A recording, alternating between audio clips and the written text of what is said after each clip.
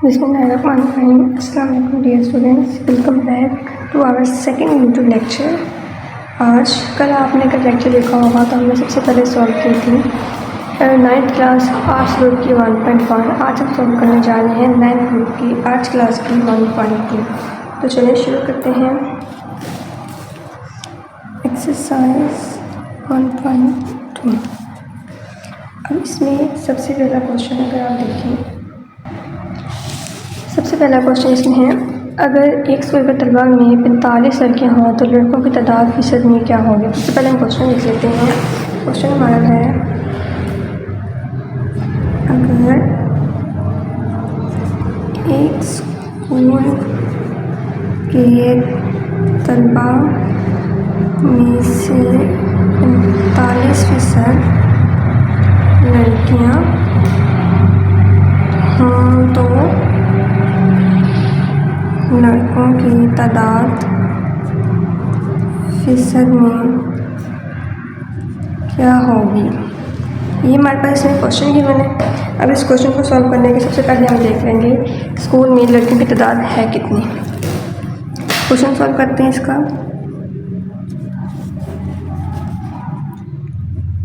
School में लड़कियों की तादाद हमारे पास कितनी है, 45%। अगर आपने कल का लेक्चर देखा होगा तो वहाँ पे मैंने आपको बताया था कि जो फ़ीसद है वो बराबर होता है 100 के। ठीक है, तो अब हमने यहाँ पे फ़ीसद मालूम करना है। अब इसमें हम देखेंगे लड़कों की तादाद मालूम करने के लिए हम क्या करेंगे, 100 में से माइनस करेंगे 45% को। 100 में से 45 निकालेंगे तो हमारे पास आ जाएगा 55%। ये हमारे पास आ जाएगी स्कूल में लड़कों की तादाद। ठीक है, ये इस क्वेश्चन का हमारे पास आंसर हो गया। फीसद का हमारे पास 100 होता है। 100 में से हमने 45% को माइनस कर दिया तो हमारे पास 55% आ गया है कि स्कूल में लड़कों की तादाद जो है वह 55% होगी। अब इसी तरह से हम क्वेश्चन नंबर 2 को सॉल्व कर लेते हैं। तो अब सेकंड क्वेश्चन हमारे पास है कि अगर 82% घरों में टेलीविज़न हो तो कितने फ़ीसद घरों में टेलीविज़न नहीं होगा। हम क्वेश्चन सबसे पहले राइट कर लेते हैं।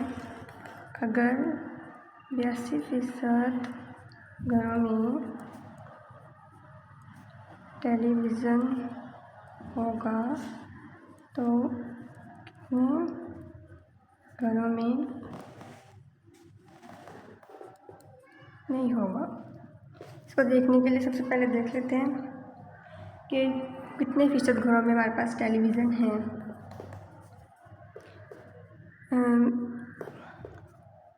टेलीविज़न है, इसमें हम 82।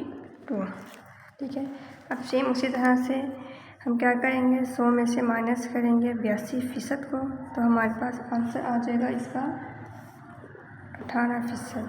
यानी कि टेलीविज़न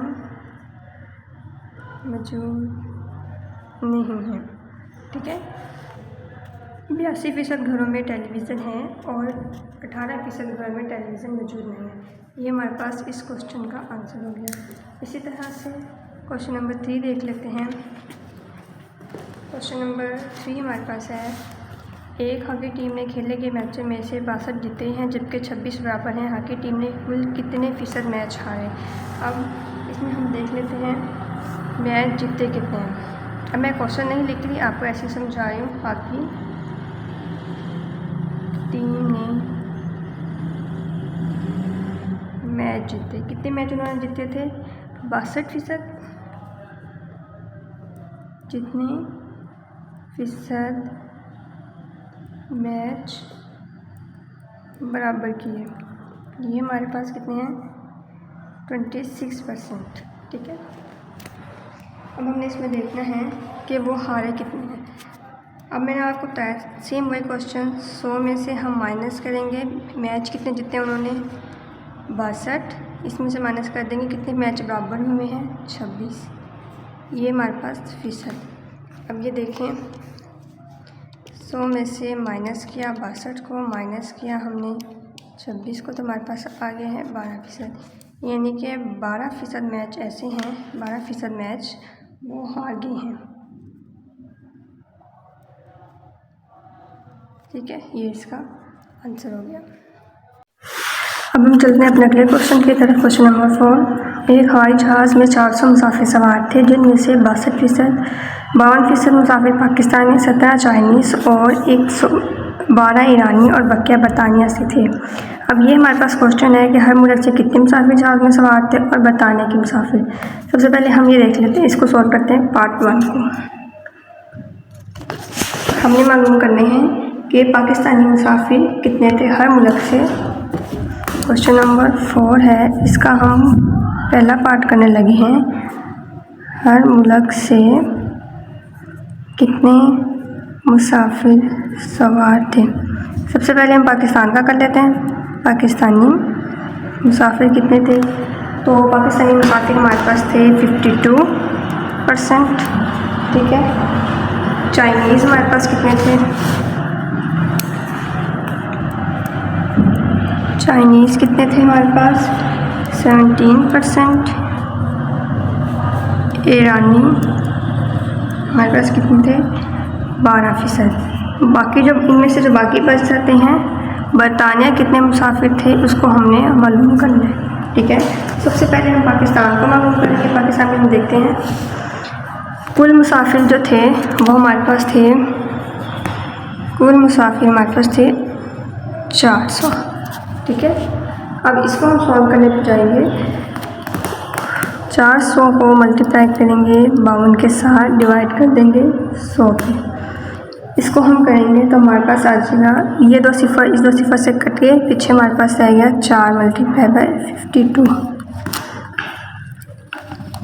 4 को मल्टीप्लाई कर दो 52 के साथ, हमारे पास आ गया 208, यानी कि इज इक्वल टू 208 मुसाफिर जो है वो पाकिस्तानी थे। अब मालूम करने हैं हमने चाइनीज़ के।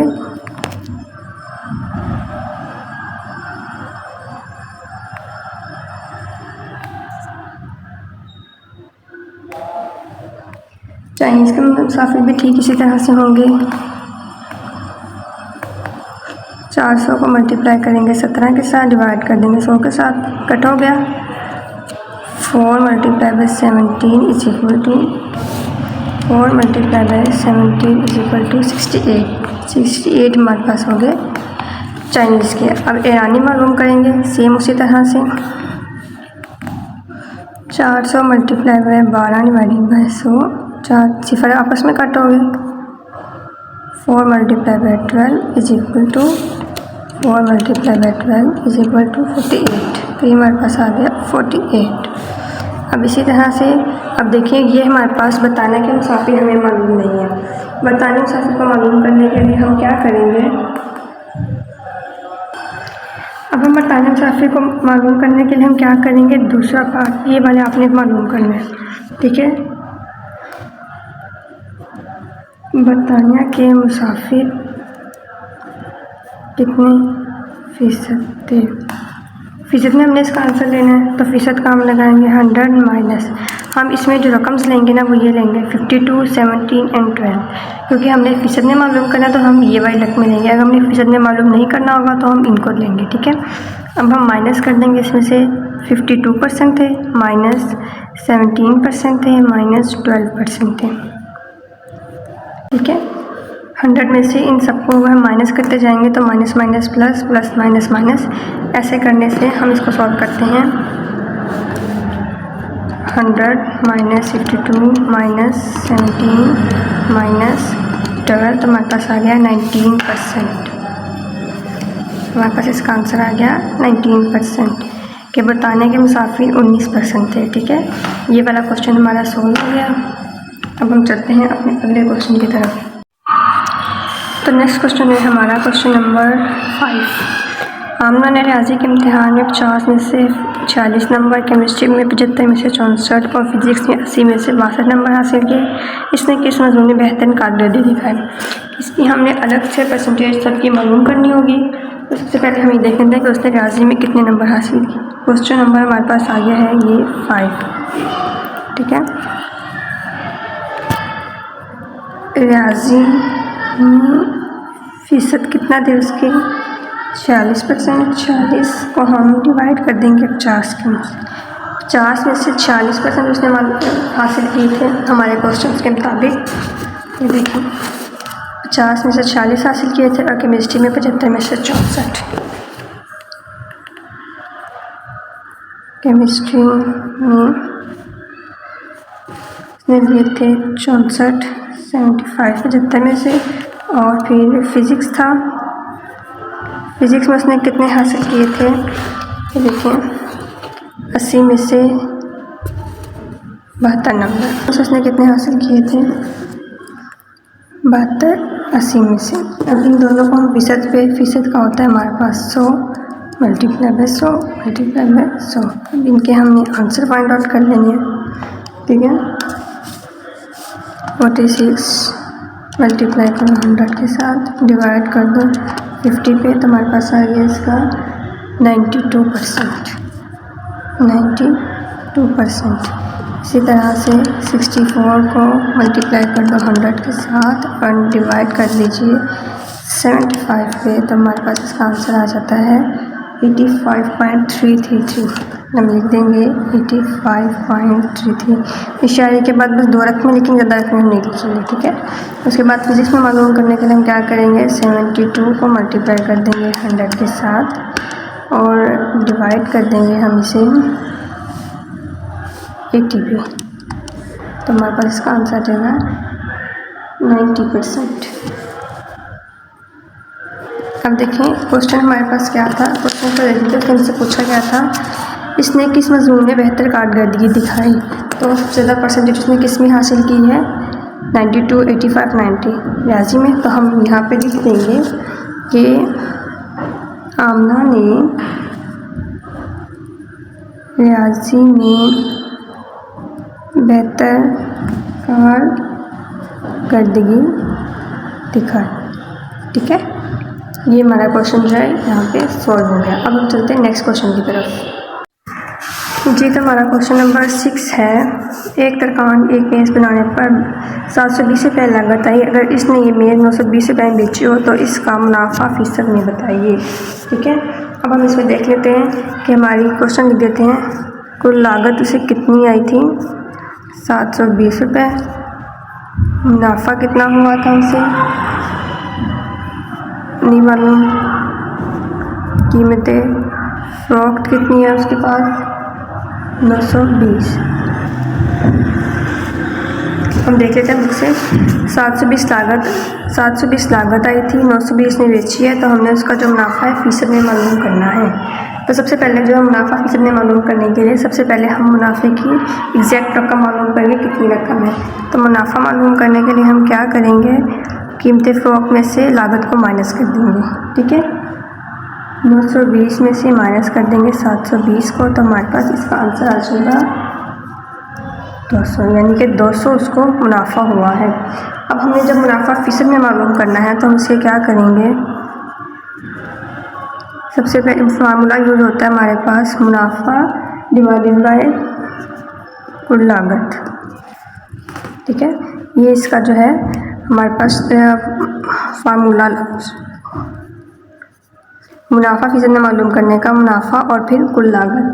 अब हमारे पास इसका मुनाफा कितना था, मल्टीप्लाई बाय 100। फ़ीसद में मालूम करना है तो मल्टीप्लाई बाय 100। मुनाफा हमारे पास आया था 200, कुल लागत हमारे पास इस पर आई थी 720, मल्टीप्लाई कर देंगे 100 के साथ, हमारे पास इसका आंसर आ जाएगा 200 को मल्टीप्लाई कर दो 100 के साथ और फिर डिवाइड कर देते हैं 720 पर। ये हमारे पास आया है 27.777। हम यहाँ पर लिख देंगे 27.78%, ठीक है। ये इसका आंसर हो गया। अब हमारा जो नेक्स्ट क्वेश्चन है इसमें हमसे क्या पूछा गया है, क्वेश्चन नंबर 7 है।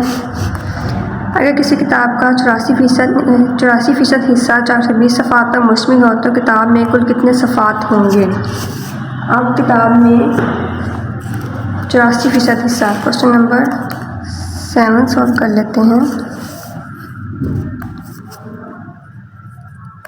किताब का 84% हिस्सा जो है वो 420 पर मुश्तमिल है।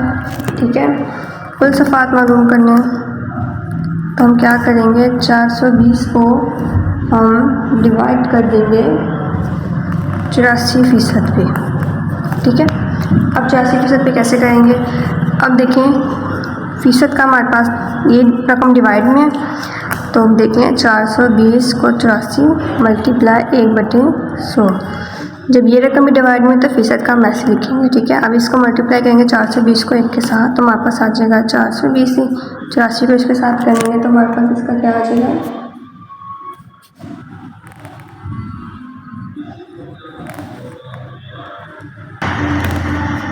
इसको मल्टीप्लाई करेंगे 84 100 नहीं लिखेंगे, मल्टीप्लाई कर देंगे 100 के साथ। ठीक है, अब इसमें हम देखते हैं 420 को अगर हम मल्टीप्लाई करते हैं 100 के साथ और फिर डिवाइड कर देते हैं 84 पे तो हमारे पास कितना आता है 500,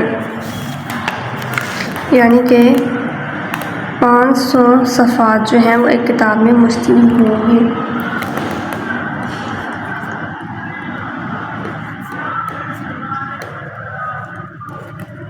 इसका हो गया आंसर। ठीक है, अब हम चलते हैं अपने नेक्स्ट क्वेश्चन पे। जी, अब तो नेक्स्ट क्वेश्चन जो हमारे पास है क्वेश्चन नंबर 8। हमसा अपनी कुल आमदनी में से 20% मकान के किराए पे खर्च करता है और बकिया में से 70% घरेलू अखराजात पर।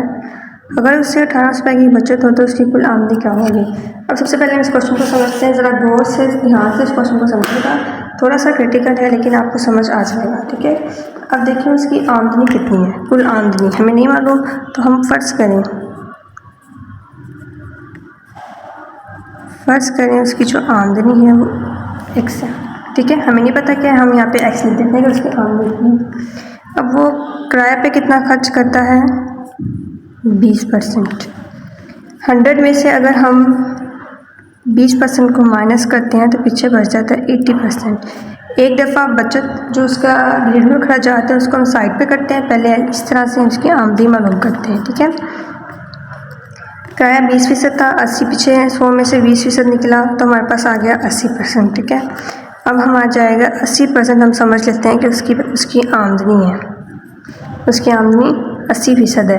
अब 80% को हम कैसे करेंगे, 80 को हम डिवाइड करते हैं 100 पे, अमाउंट को आपस में कट करेंगे, कट करते हैं। सबसे पहले इसको साइड पे कट करते हैं थोड़ा रफ। सबसे पहले 80 को कर लेते हैं, 5 के टेबल पे कट हो सकता है ये। ठीक है, 5 कम 5 5 7 35 100 5 2 10 और 20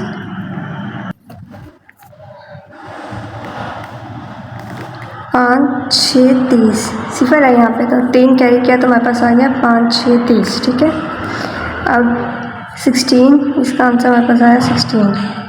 अब ये दोनों एक बार पे कट हो सकते हैं, इसको कट करते हैं 4 के बारे पे, 4 4 16 और 4 5 20, यानी कि इसका हमारे पास आ गया 4/5x।